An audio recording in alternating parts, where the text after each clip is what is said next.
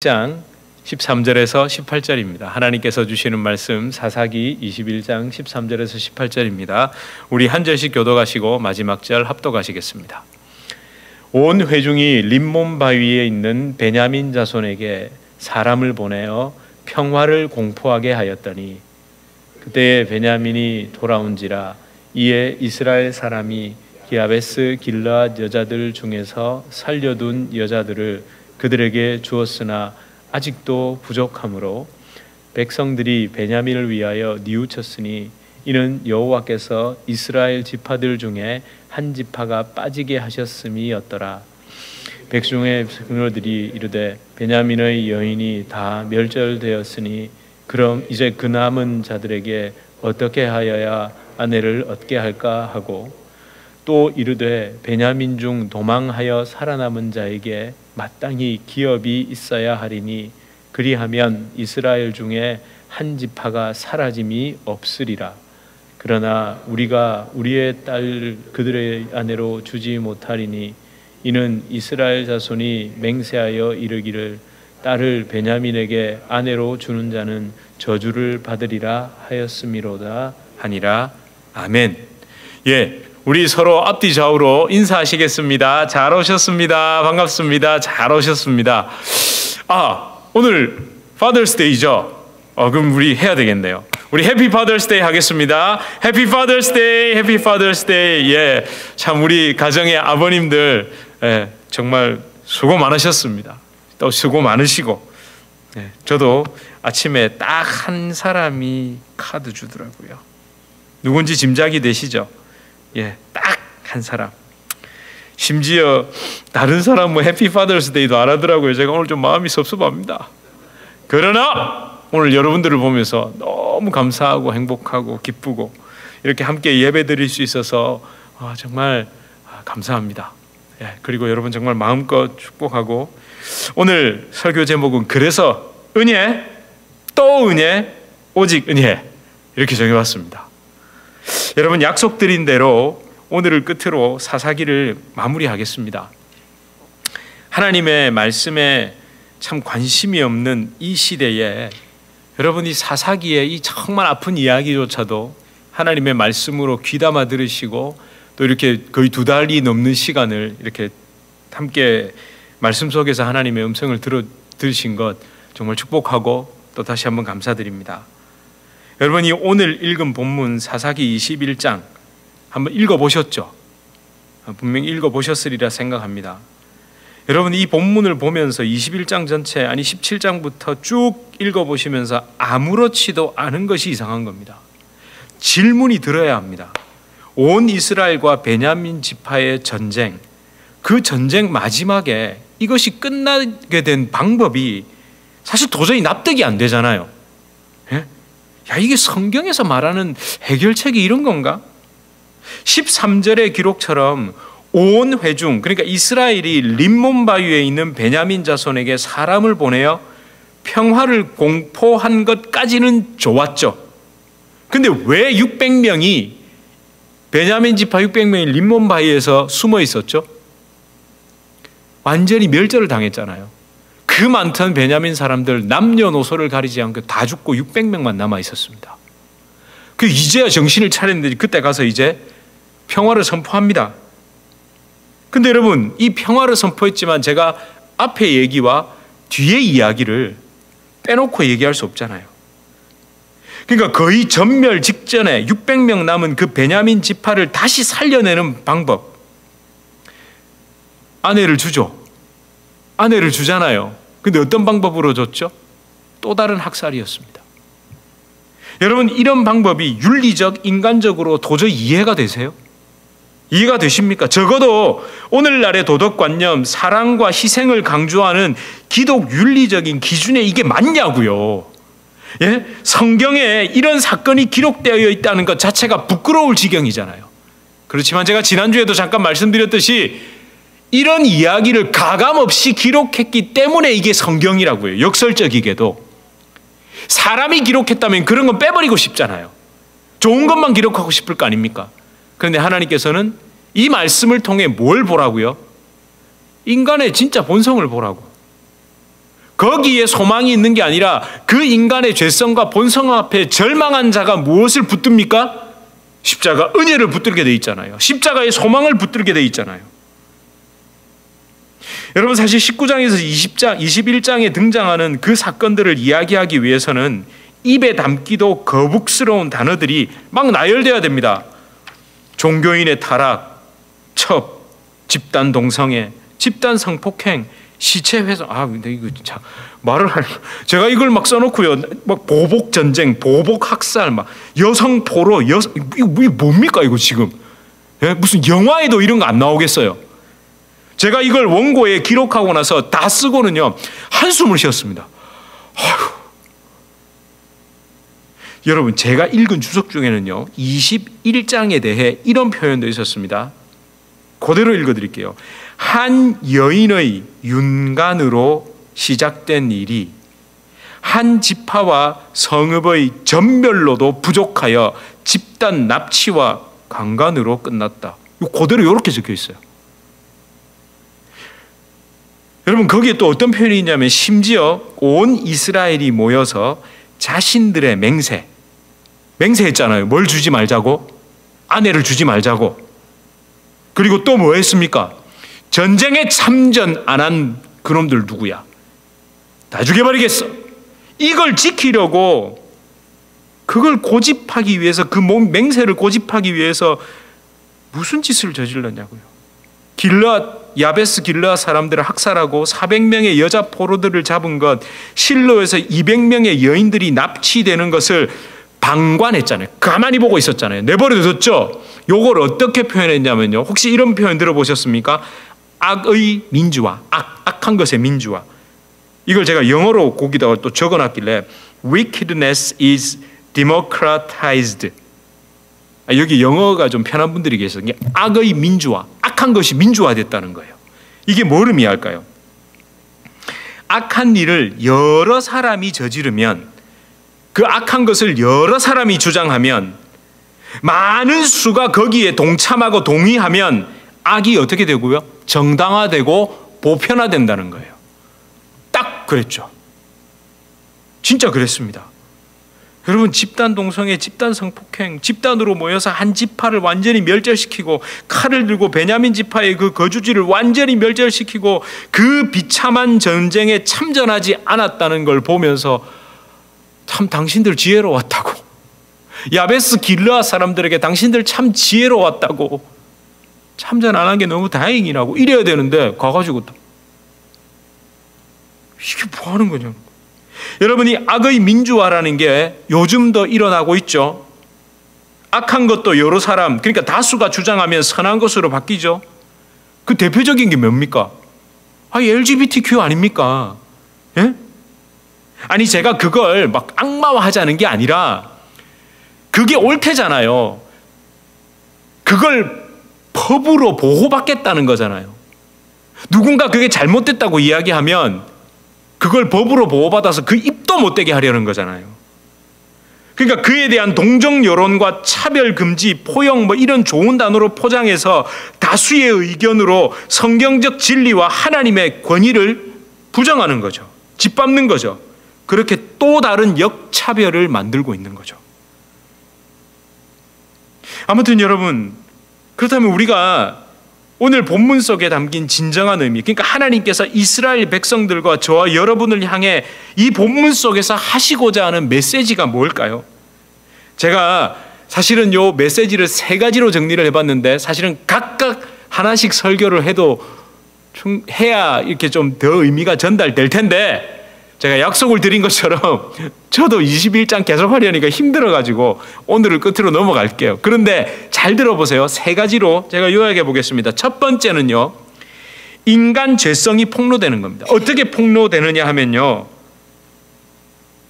그 아무 죄 없는 존재를 통해 폭로되고, 또 그것이 다시 아무 죄 없는 존재를 통해 회복됩니다. 그러니까 그렇게 폭로된 인간의 죄성으로 끝나는 게 아니라, 그렇게 절망으로 끝나는 게 아니라 예수 그리스도의 십자가 소망에 붙들리라는 게 첫 번째 메시지입니다. 이 안에 있는 게. 두 번째는요, 흐트러진 우리 신앙을 다시 한번 점검하라는 메시지가 여기 들어 있습니다. 질긴 인간의 죄성을 가볍게 여기지 말라는 겁니다. 그렇게 예수 그리스도를 담는 성화의 삶을 몸부림치듯 살아가라는 겁니다. 그리고 세 번째는요, 인간의 노력이 아니라 오직 은혜로 말미암는 죄 용서와 구원, 그 회복이 이 말씀 속에 들어 있습니다. 사실은 첫 번째 메시지와 마지막 메시지는 연결되어 있습니다. 아무 죄 없는 존재를 위해 이런 죄성이 드러나고 폭로되고, 아무 죄 없는 존재를 통해 이런 인간이 용서함 받는 이야기가 사실은 감싸고 있습니다. 자, 그럼 우리 첫 번째부터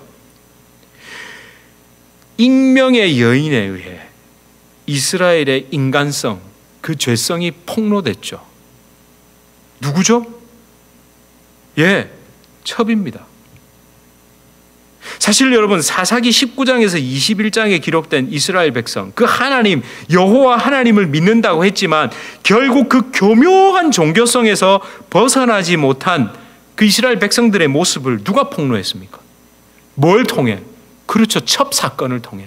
익명의 한 여인이었죠. 첩이라고 기록된 것에 현혹되면 안 된다고 말씀드렸죠. 첩은 나쁜 거야, 첩이 행음했대. 근데 제가 분명히 말씀드렸습니다. 19장을 설교할 때 분명 말씀드렸습니다. 남자들, 오늘 또 Father's Day인데 또 남자들한테 제가 이렇게 손가락질 하려는 게 아니라, 그 당시에 아버지 또는 남편, 그러니까 남성 권위 위주의 사회에서 그들의 무건, 교묘한, 숨겨진 방관이 아니었다면 그 여인은 행음할 수도 없었고 첩으로 갈 수도 없었죠. 정말 그들의 방관 아래 종교인 남편이죠, 레위인, 그리고 그 대단한 유다 지파라는 그 아버지, 그들의 묵인하에, 방관하에 이리저리 끌려다니는 가련한 여자였습니다. 그 익명의 여자를 통해 가릴 수 없는 그들의 죄성이 그대로 폭로된 겁니다. 그리고 그 사건은 또 어디서 있었습니까? 늘 유다 지파와 에브라임 지파는 주도권 전쟁을 했죠. 이 사건이 바로 기브아, 그 사이에서 베냐민 지파가 껴있고,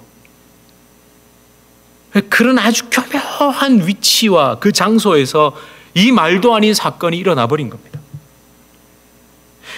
여러분, 종교성이라는 그 인간이 자신을 포장할 수 있는 최고의 수단이잖아요. 그렇잖아요. 종교인 하면 어떻습니까? 도덕을 넘어선 사람들이라고 얘기하죠. 아니, 일반 사람들의 도덕 기준을 넘어서서 살아가야 될 사람들이 누굽니까? 종교인들이잖아요. 제가 손이 떨리려고 그럽니다. 종교인. 근데 그런 것들로 가릴 수 없다는 거예요. 종교로도 포장할 수 없는 그 인간의 깊은 죄성. 나는 잘 믿어, 나는 하나님이 특별히 사랑하셔, 나는 이렇게 저렇게 교회 생활을 잘해 등등등으로 자기를 포장하고 있는 모든 종교인들을 하나님께서 들추어내고 계시는 겁니다. 저와 여러분, 교회에 나오면, 하나님 말씀을 들으면 어떤 반응이 제일 먼저 일어나야 정상일까요? 심령이 찢어져야 됩니다. 남의 심령을 찢는 게 아니라 말씀 때문에 내 심령이 찢어져야 됩니다. 여러분, 예수님을 만난 사람의 반응, 반드시 나와야 되는 반응은 베드로의 반응입니다. 베드로가 예수님을 처음 딱 만났을 때 무슨 고백을 했죠? 우리 보여드릴게요. 함께 읽겠습니다. 시작. 시몬 베드로가 이를 보고 예수의 무릎 아래 엎드려 이르되, 주여, 나를 떠나소서, 나는 죄인이로소이다 하니. 하나님을 만나면, 말씀을 들으면 이 반응이 일어나야 된다고요. 근데 여러분, 오늘날 교회는 어떻습니까? 예수님 만나고 예수님 무릎 앞에 엎드려 있는 사람을 너무 찾기가 힘들죠. 여러분, 사실 이 고백의 배경을 알면 더 무섭습니다. 자신이 8절을 두고 앞에 무슨 내용이 있을까요? 5절 7절 한번 보실래요? 함께 보시겠습니다. 5절 7절입니다. 시작. 시몬이 대답하여 이르되, 선생님, 우리들이 밤이 새도록 수고하였으되 잡은 것이 없지만은 말씀에 의지하여 내가 그물을 내리리이다 하고, 그렇게 하니 고기를 잡은 것이 힘이 많아 그물이 찢어지는지라. 이럴 때 찢어지는지라. 그리고 7절 시작. 이에 다른 배에 있는 동무들에게 손짓하여 와서 도와달라 하니 그들이 와서 2배의 채움에 잠기게 되었더라. 아멘. 여기까지만 우리는 설교를 들었습니다. 예수님 만나서 깊은 곳으로 나가 어떻습니까? 뭐 내려놔야 되죠? 어부의 경험.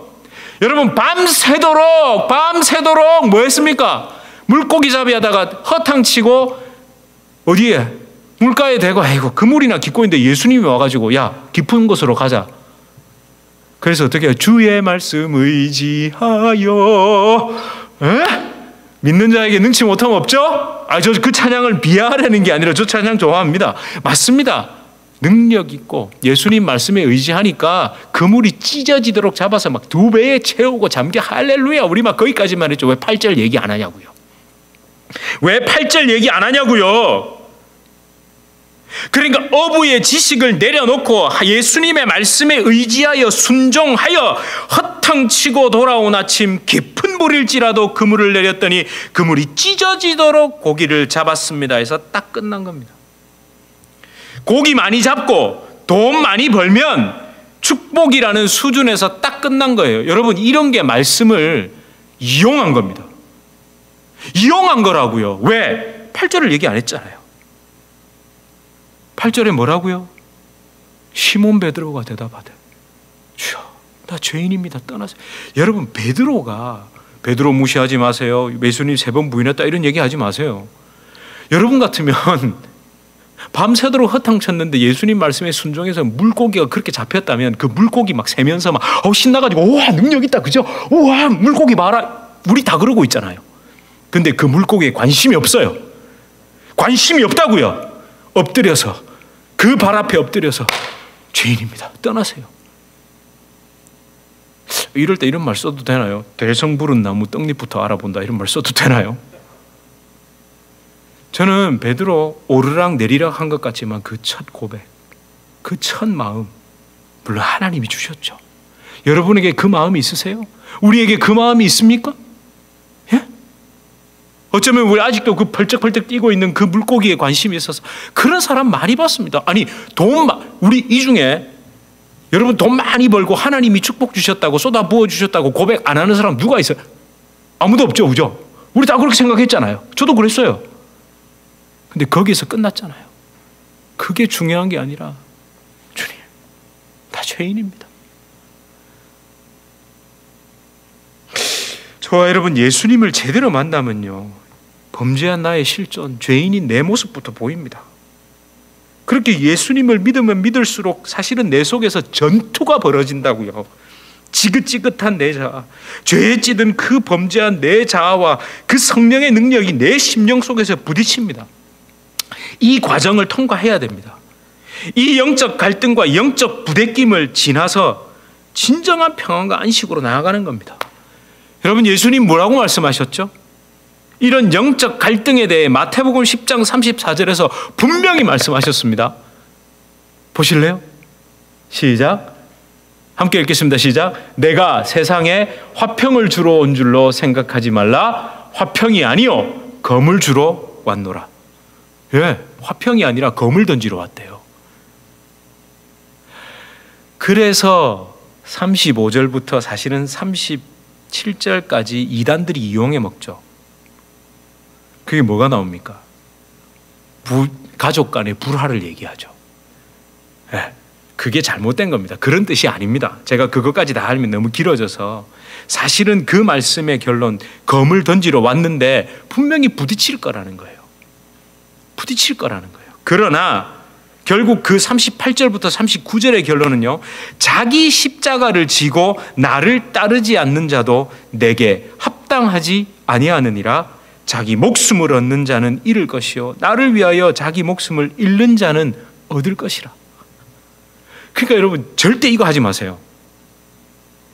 무조건 그런 사람은 피하세요. 그거 다 이단입니다. 자, 몇 장 몇 절 찾으세요. 딱 읽고 나면 몇 장 몇 절 찾으세요. 이렇게 한두 절 가지고 왔다 갔다 하는 사람들 있죠. 말씀을 말씀으로 풀어야 됩니다. 그 거짓말입니다. 그거. 거기에 절대 속으시면 안 됩니다. 전체를 봐야죠. 적어도 한 달락, 아니 적어도 한 장, 마태복음 전체 보세요. 아니잖아요. 여러분, 예배를 통해, 말씀을 통해 나의 모습이 깡그리 드러나는 것처럼 은혜가 없습니다. 몽땅 드러나고 깡그리 드러났나, 그렇게 텅텅 빈 나에게 뭐가 부어지죠? 진짜 십자가 은혜가 막 가득 채워지는 겁니다. 할렐루야! 여러분, 그 은혜를 받으십시오. 예, 그 은혜를 받으십시오. 이제 두 번째로 넘어갈게요. 두 번째 메시지 뭡니까? 진정한 성화의 삶을 살기 위해 어디를 향하고 어디에 머물러야 하는지를 말씀하시잖아요. 여러분, 오늘 본문 사실 21장 제가 1절을 읽지 않았지만 이 일이 또 어디서 일어납니까? 지도 보여드릴게요. 우리 지난주에도 지도 한번 보세요. 지금 동그라미 쳐놨죠. 베들레헴, 예루살렘, 기브아, 미스바, 베델, 실로, 야베스 길르앗. 요게 전부 다 뭡니까? 지금 19장에서 21장의 사건이 일어났던 총 배경입니다. 그렇죠? 에브라임 산지에 살던 레위인이 베들레헴에 가서 첩을 데려오다가 어디에? 예루살렘으로 갈라 할라 하다가 기브아에 가서 그 일을 당했죠. 그래서 12덩이를 내고 난 다음에 이스라엘 백성들이 군대를 모아서 어디에 진을 쳤다고요? 미스바에 딱 진을 쳤습니다. 요거 지도는 약간 조금 그런데 기브아에 좀 더 가깝습니다. 베델도 조금 더 내려오고요. 근데 원래는 어디에 있어야 됩니까, 이 사람들? 베델에서 하나님 앞에 먼저 물었어야 되는데 이미 다 정해놓고 베냐민 쟤들은 다 죽여버려야 된다고 정해놓고 뭐요? 미스바에서 뭘 물었죠? 누가 먼저 올라갈까요? 그러고 난 다음에 올라가서 박살나죠. 베냐민 지파한테. 그러고 난 다음에 꾸역꾸역 어디로 갔죠? 베델에 가서 여호와의 궤 앞에서, 단순한 장소를 의미하는 게 아닙니다. 그 베델에서 여호와의 궤 앞에서 그래도 정신 차리고 나니 조그마한 승리를 얻었습니다. 근데 그러고 난 다음에 어떻게 했죠, 이 사람들이? 다시 칼 들고 기브아와 베냐민을 쑥대밭으로 만들어버립니다. 다 죽여버립니다. 그리고 몇 명 남았습니까? 600명 남았잖아요. 근데 이 사람들이 그 전쟁을 치르고 난 다음에, 그렇게 그 대학살을 저지르고 난 다음에 21장 1절이 어떻게 시작하는 줄 아세요? 그들이 또 어디에 모였습니까? 미스바입니다. 미스바. 사실에 어디로 가야 됩니까? 베델로 가야죠. 적어도 이스라엘은 시체, 즉 전쟁을 하고 나면 이스라엘 군대는 반드시 뭘 해야 됩니까?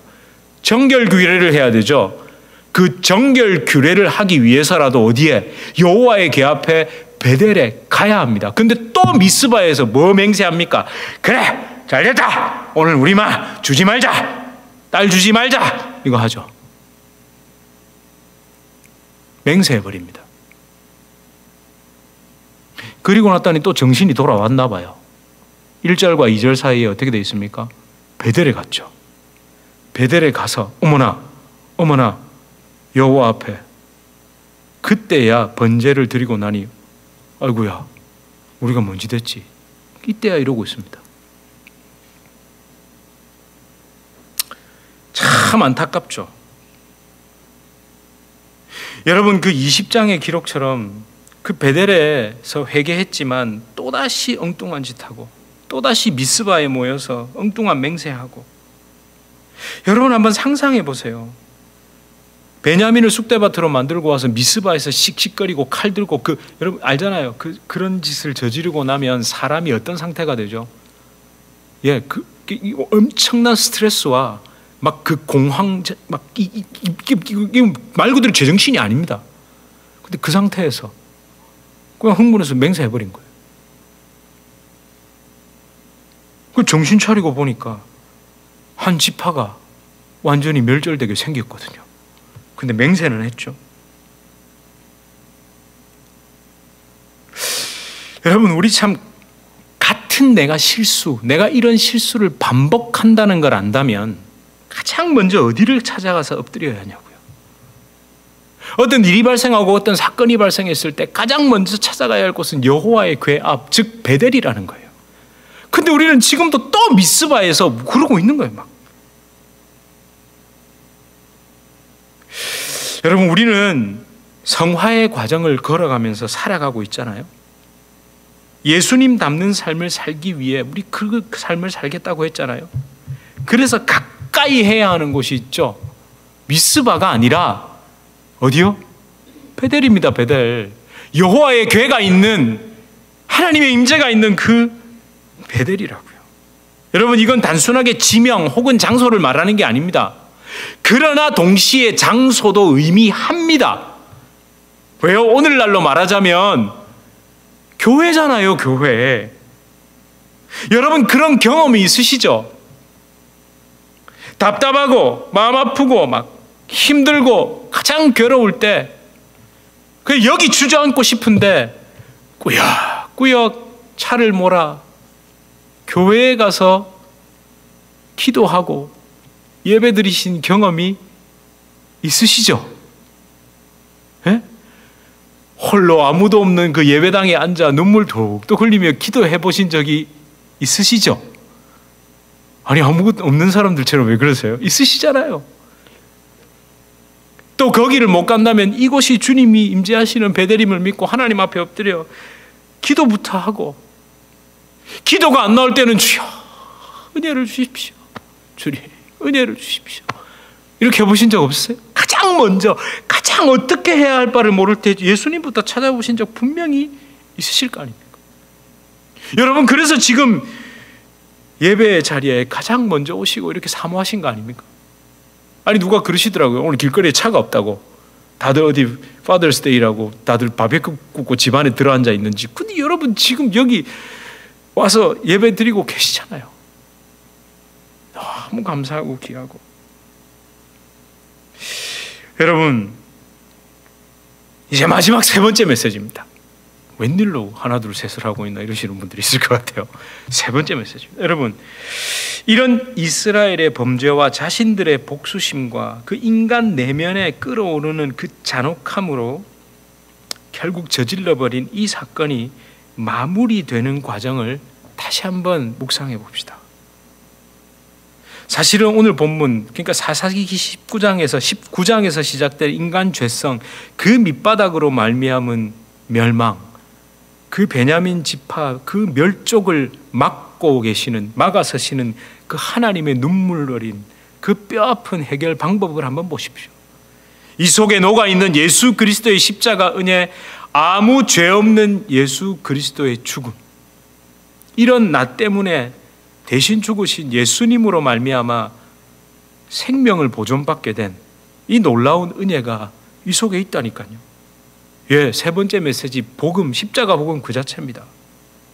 여러분, 600명만 남은 베냐민 지파가 다시 회복할 수 있었던 이유, 세 그룹의 사람입니다. 첫 번째는 뭡니까? 야베스 길르앗 사람들이잖아요. 다 죽었죠. 다 죽었잖아요. 그리고 또 누굽니까? 그 포로로 잡혀온 남자를 알지 못하는, 즉 처녀 400명, 맞죠? 그 다음에 또 한 부류는요, 실로의 여인 200명이죠. 예?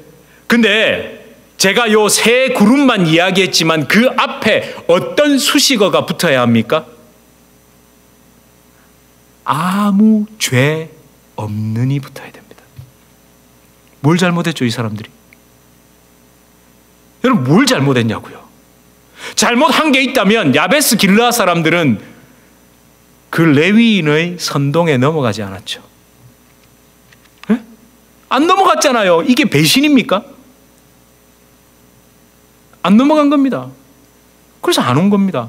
근데 자기들끼리 원래 그렇잖아요. 잘못해놓고 똘똘 뭉칠 때 저거 안 나타나면 저거 우리 왜 원수야 막.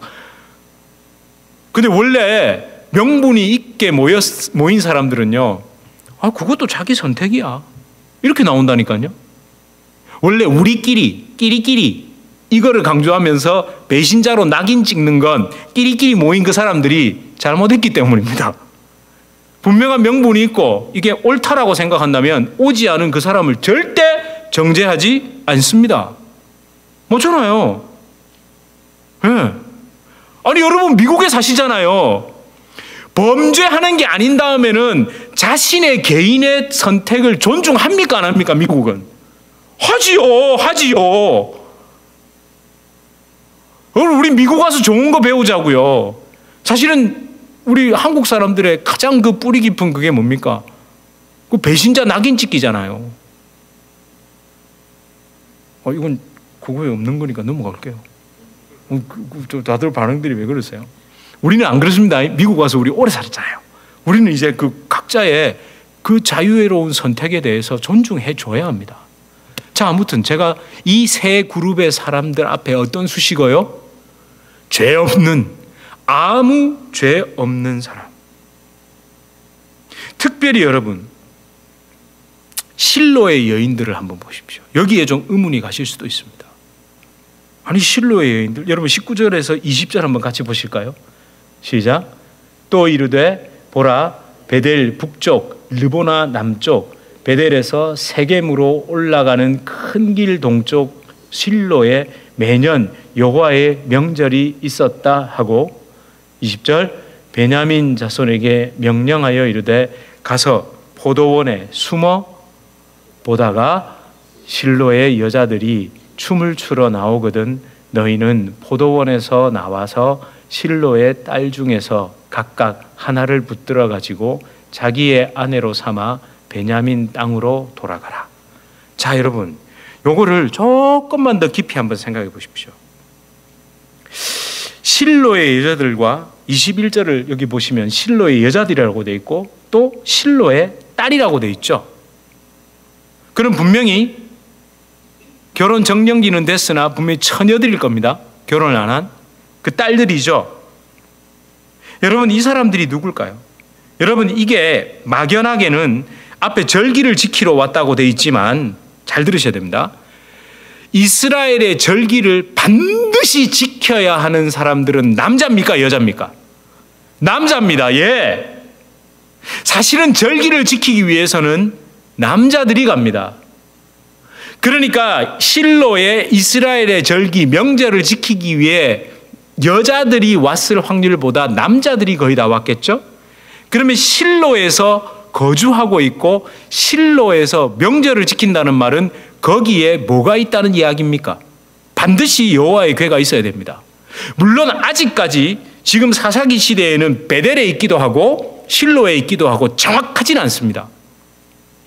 정확히 실로로 옮겨진 것은 사사기 이후라고 봅니다. 즉 사무엘 시대. 그러니까 법궤가 빼앗기기 전 그때를 의미하거든요.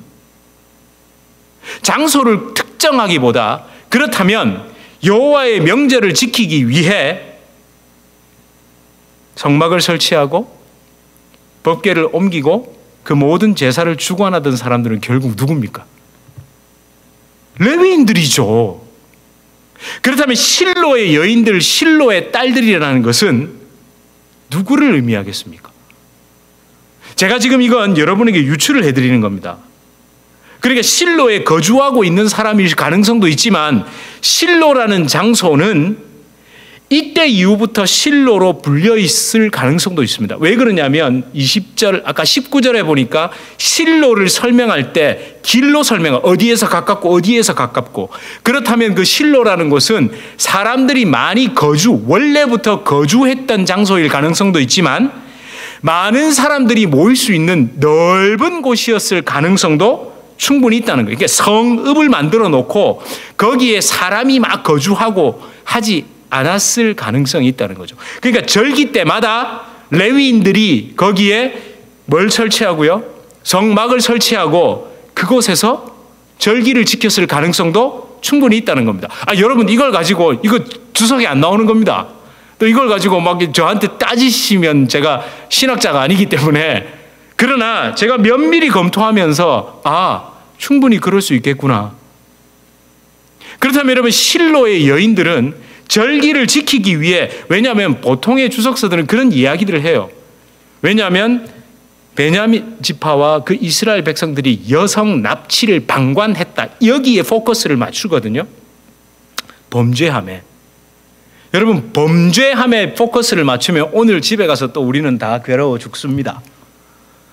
근데 십자가 은혜로 나아가야죠.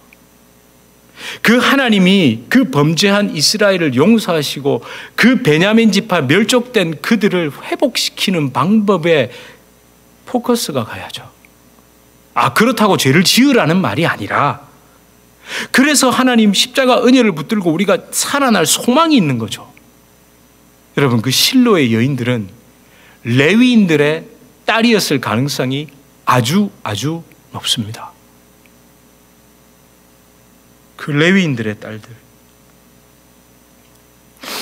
여러분, 그 한 사람씩 보쌈에서 납치한 아무 죄 없는 레위인 여자들, 그 딸들.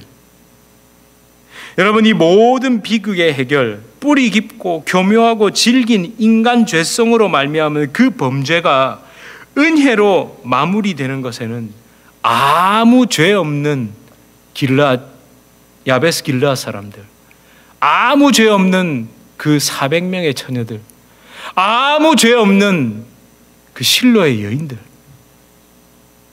그들이 대신 드려짐으로, 그들이 희생함으로 이 전쟁이 마무리된 겁니다. 여러분, 사람이 입으로 선포한 림몬의 평화가 아니라 하나님에 의해 온전히 결말이 지어진 거예요. 여러분, 제가 앞에도 말씀드렸지만 오해하지는 마십시오. 저는 지금 온 이스라엘과 베냐민의 범죄를 은혜라는 말로, 하나님이 다 해결하셨다는 말로 은근슬쩍 덮고 넘어가려는 게 절대 아닙니다. 그 사사기의 아픈 이야기 속에 담겨 있는 악한 인간 대신, 이런 나 대신 죽으신 예수 그리스도의 복음이 이 안에 숨겨져 있더라는 걸 말씀드리는 겁니다. 여러분, 룻기만 은혜가 아니죠? 사사기의 마무리도 은혜로 끝나고 있습니다. 하나님이 사사기의 아픈 이야기를 묵묵히 참아내시면서 그 구원을 준비하시고 계셨습니다. 저는 그 하나님의 은혜와 사랑을 말씀드리려는 것뿐입니다. 여러분, 우리는 그 은혜와 그 사랑에 붙들린 사람들입니다. 저는 말씀을 마무리하면서 달라진 이스라엘 백성들의 고백을 좀 나누고자 합니다. 22절인데 22절 상반절에 한번 집중해서 읽어보시겠습니다. 시작. 만일 그의 아버지나 형제가 와서 우리에게 시비하면 우리가 그에게 말하기를 청하건대 너희는 우리에게 은혜를 베풀어 그들을 우리에게 줄지니라. 여기까지요. 어떻게 여기서 딱 끊으셨어요? 이게 핵심입니다. 이게 뭡니까? 베냐민 지파에게 말하는 거예요. 겁나잖아요. 가서 여인들을 데려와 버리면 그 여인들을 빼앗긴 아버지나 형제들이 가만히 있겠어요? 그러면 또다시 누구를 찾아가겠습니까? 온 이스라엘을 찾아가겠죠. 가서 아이고, 베냐민 지파 사람들이 우리 딸 200명 납치해 갔다고 이렇게 말하면, 시비하면 우리가 그에게 말할게 청하건대 너희는 우리에게 은혜를 베풀어 그들을 우리에게 줄지니라.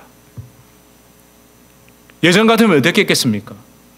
아니, 우리가 베냐민 지파한테 200명 죽였다는데 누가 뭔데 하고 칼 빼들겠죠. 근데 이제 그렇게 안 하겠다는 거예요. 그 사람들이 우리한테 와서 베냐민이 잡아갔다고 얘기하면 자기들이 은혜를 베풀어 달라고 한다잖아요.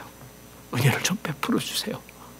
당신들의 딸을 그들이 데려갔지만 우리를 봐서 우리에게 은혜를 좀 베풀어 주세요. 이렇게 말하겠다잖아요. 여러분, 이 긴 사사기 21장, 이 17장에서 제가 그런 얘기도 들었거든요. 제가 용감하대요. 어떻게 17장에서 21장까지 2달 넘게 설교할 생각을 했냐고. 그러면서 마지막에 이런 얘기를 좀 해주시더라고요. 목사님이 저한테 잘 얘기하셨어요. 이거 내가 이런 말을, 제가 이런 말을 해도 좀 쑥스러운데. 저뿐만 아니라 여러분도 우리 유저주 주님에게, 제가 여러분이 이 말씀에 아멘하지 않으시고 같이 은혜 안에 있지 않으면 저도 안 와도 하지만 그래도 여러분이 이렇게 아멘 하시니까 이렇게 표현하더라고요. 문득 밤하늘을 이렇게 쳐다보면 아주 빛나는 달과 빛나는 별만 있는 것 같지만 자세히 들여다보면 반짝이는 별이 있대요. 그게 저래요. 좀 크게, 그게 그렇게 한 번씩 이렇게 말씀을 이렇게 그렇게 들으신다고? 네. 여러분, 우리 그렇잖아요. 막 달빛처럼, 여러분 달빛이 너무 환하니까 옆에 달이 심하게 크게 빛나는 날에 별이 보입니까? 안 보면 우리 너무 달되지 맙시다. 참, 그 목사님이 영어 영문과 출신인데 역시 문학을 해서 그런지 표현이 다르더라고요. 여러분, 그 은혜 참 어려운 그 두 달 반에 걸친 넘는 그 시간 참 잘 견디셨고, 그래도 여러분 그 속에서 저는 계속 십자가 은혜를 얘기했습니다. 여러분, 이걸 통과하지 않고 십자가 은혜를 얘기하니까 지금 모든 일이 일어났잖아요. 이런 표현이 맞는지 모르겠습니다만 17장에서 21장을 견딜 내공이 있어야 룻기가 더 다가오게 됩니다. 네? 그 은혜를 준비하시는 그 하나님의 그 놀라운 사랑이 저 여러분의 삶에 넘치길 축원합니다. 우리 이 시간 함께 이 찬양 고백합시다. 은혜 외에는 우리가 이 자리에 있을 수 없다는 것을 오직 주의 은혜로 우리 이렇게 찬양하겠습니다. 오직 주의 은혜로 지금 여기 서 있네. 한없는 경배, 한없는 찬양, 내 영혼 예배들, 아무 죄 없이 나를 위해 이 땅에 오신 주의 그녀 십자가 고통 이기신 주님, 그녀 어찌 주리 주녀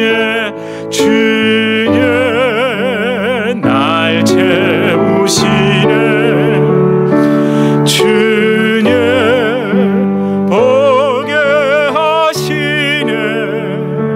살아가는 동안 은혜로만 살리 십자가 은혜로. 우리 이 시간 함께 기도합시다.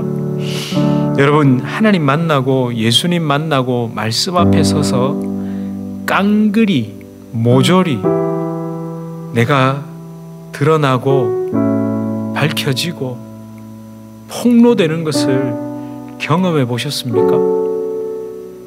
예전에 경험한 거 말고요, 오래전에 그랬던 거 말고요, 오늘도 경험해야 합니다. 그래야 진짜 십자가가 소망이 되잖아요. 그래, 아무 죄 없지만 죄 덩어리인 나를 위해 주님 죽으셨습니다. 그분이 아무 죄 없지만 이런 나 대신 죽으셨습니다. 그 생명, 그 은혜를 내가 붙잡습니다. 여러분, 그래야 우리 마음에 높아진 것들이 낮아지고요, 얼어붙은 것들이 녹아내리기 시작합니다. 주님, 우리가 그 은혜 가운데 들어가길 소망합니다. 오직 주의 은혜라고 밖에는 표현할 수 없는 하나님, 그 십자가로 뚜벅뚜벅 걸어가 그걸 붙잡고 끝까지 살아내고 끝까지 소생하고 끝까지 승리하는 우리가 되게 하여 주시옵소서. 우리 이렇게 함께 기도하시겠습니다. 살아계신 주님,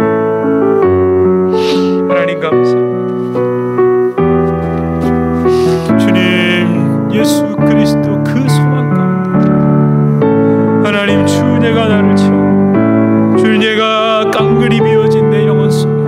채워지는 그 놀라운 축복을 우리 성도님들 경험하게 하여 주시옵소서. 예수님 외에는 소망이 없습니다. 예수님 외에는 아버지 하나님 내가 붙잡을 주시옵소서. 주여 아버지, 주님 만난 그 기쁨이 우리 안에 넘치게 하여 주시옵소서. 주 은혜가 내 안에 넘치게 하여 주시옵소서. 아버지 비워진 그 영혼 가운데 채워지는 그 놀라운 그 사랑, 그 은혜가 아버지 나를 지배하고 나를 휘둘러 감게 하여 주시옵소서. 아무죄 없이 죽으신 그 예수님을 바라보게 하여 주시옵소서. 할렐루야, 할렐루야. 하나님 감사합니다. 하나님 감사합니다. 주님 도와주시옵소서. 주의 날 채우시네. 주의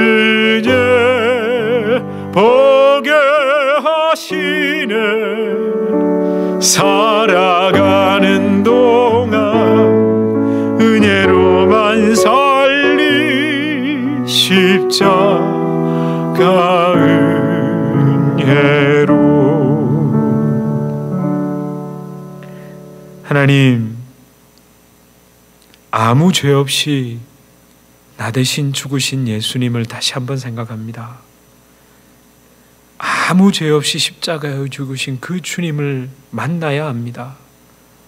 하나님, 그래야 내 안에 그렇게 모든 것이 깡그리 드러나고 폭로돼야만 진정한 십자가 은혜로 가득 채워지는 줄 믿습니다. 아버지 하나님, 우리가 그래서 세상에 눈에 보이는 것들을 향해 눈을 감습니다. 진짜를 보기 위해 그 육신의 눈을 감습니다. 그리고 영 안을 뜨고 하나님 예수 그리스도를 바라봅니다. 주님, 우리 성도님들에게 말할 수 없는 그 은혜를 충만히 부어주시고 하나님께서 그 깨어진 영혼, 하나님 앞에 낮아진 영혼, 그 쏟아진 영혼에 다시 놀라운 주님의 사랑을 부어주시고 채워 주시옵소서. 그렇게 하나님 그 주저앉은 자리에서, 답답해하는 자리에서, 아픈 자리에서 승리하고 일어설 수 있도록 축복하여 주시옵소서. 예수 그리스도 이름으로 간절히 기도드립니다. 아멘.